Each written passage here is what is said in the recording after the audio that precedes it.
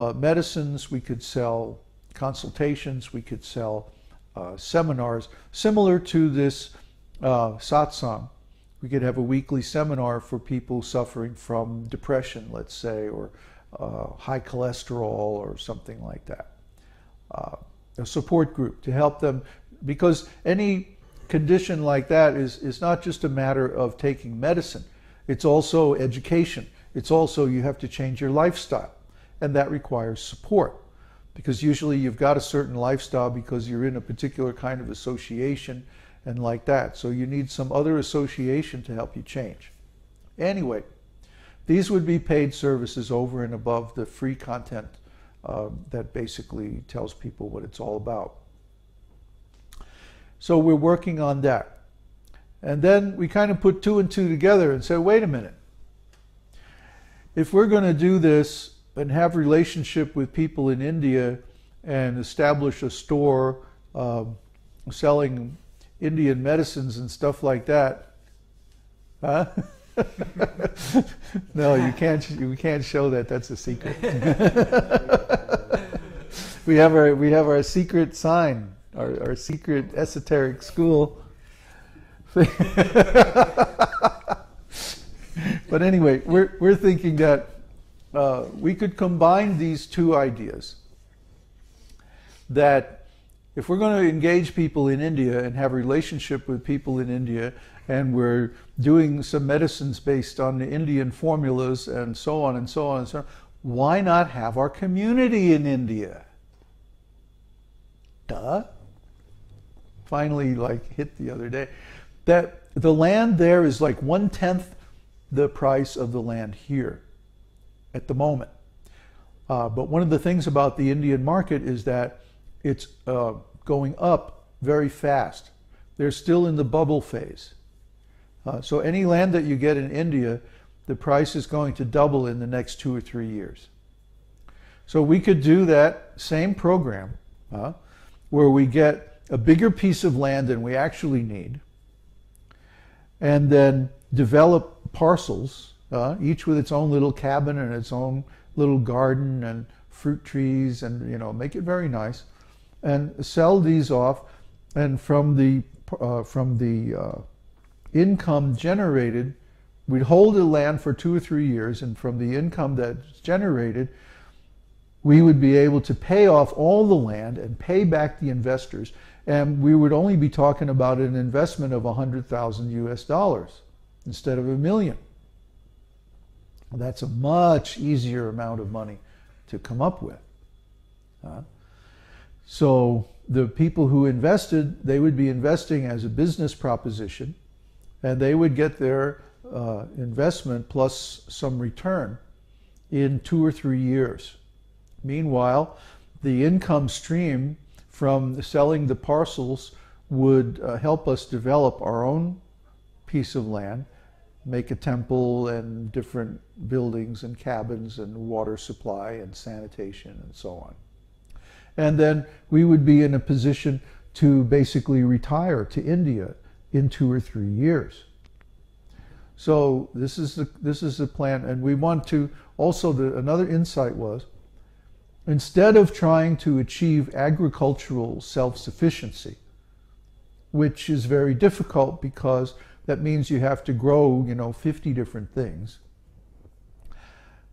Instead, we use our land to grow the medicinal herbs for the medicines that we're selling on the online store. So you see the synergy is very nice. And the income generated from a piece of land used to grow medicinal herbs is maybe 5 to 10 times the income generated from growing food, because food, the value of food is pretty much set by the local marketplace, but the value of the medicinal herbs is set by the global marketplace. In other words, if we were living in South India, food is very cheap there. So if we were growing food, then the value would be set by the local market. In other words, we could go out into the store and buy the same food for much less effort than growing it ourselves. But if we're growing medicinal herbs and selling the medicines based on those herbs in the US, Canada, Europe, places like that, then the price that we're getting per acre or per the amount of labor and time and investment that we would have to make would be much, much greater. Took a while to get through the thick noggin here, but it's a much more, we would be leveraging our investment in the land to a much higher degree. And we could start this very easily. Actually, we could start it with the money that we've already got. We could buy, let's say, an acre or two of land in somewhere in South India, you know, in the climate where these herbs are normally grown, and hire some local people to take care of it. I mean, you can buy an acre for about $2,000 of arable land. And we could hire people very cheaply to manage it for us and grow the herbs and all like that, and make a really, really good profit by selling them online in the Western countries. So that's our idea. And that's a big picture. We don't have the details yet. We're working on those. We're working on them now. But I wanted to let everybody know so that they can think about how they might want to get involved, how they might want to contribute, or how they might want to plan in the future to maybe join this community. India is a little bit farther away than Chile. Just a little bit. But we're not going there next week, huh? We're going maybe, I don't know, next year. We already made a deal, you know, to be here for a year. 1 month of that is already gone, so 11 months. And actually, practically speaking, we could move out of here anytime. We're not in a big contract like we would be in the US with a lease. But we're not ready to move just yet. We're just getting settled in here, you know. So this is a long-term plan. This is maybe a year off. It's been a long time since I had the leisure to just sit somewhere for a year. In the past, we were always on the move, going here and there. We weren't really settled anywhere. Now we have everything here in one place, and it's comfortable, and we have adequate facility to preach, to teach, to organize, to set up our future. And so we want to set up a really nice future. And I think that by, you know, we'll get a number of advantages by doing a project in India. And one of the biggest advantages is that the local people will understand what we're trying to do. Here, we're always going against the grain. Everybody's meat eater, everybody is a drunkard, everyone taking dope, having sex like animals. You know, it's just the whole society is malecha society. It's materialist. So nobody really understands, what do we do? Who are these weird people walking around with white clothes and beads and stuff? They don't understand. Whereas in India, everyone will understand. They may be rascals, they may not be into the same lifestyle, but at least they'll know that we are, and they'll know why, and so on and so on. Another point is, everything is much cheaper in India, especially land.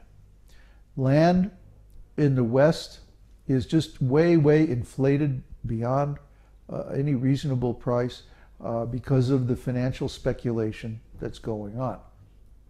I don't want to don't get me started on that topic because that's a big rant.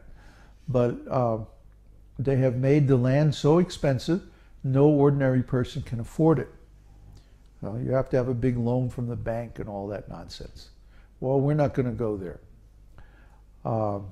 If we do get a big piece of land beyond what we have as far as cash reserves, then it will be as part of some investment plan so that people who are part of our community or who are favorable towards our community can make a little money. We'll make a little business deal with them. That's outside. We'll form a separate company, a for-profit company, to do this dealing.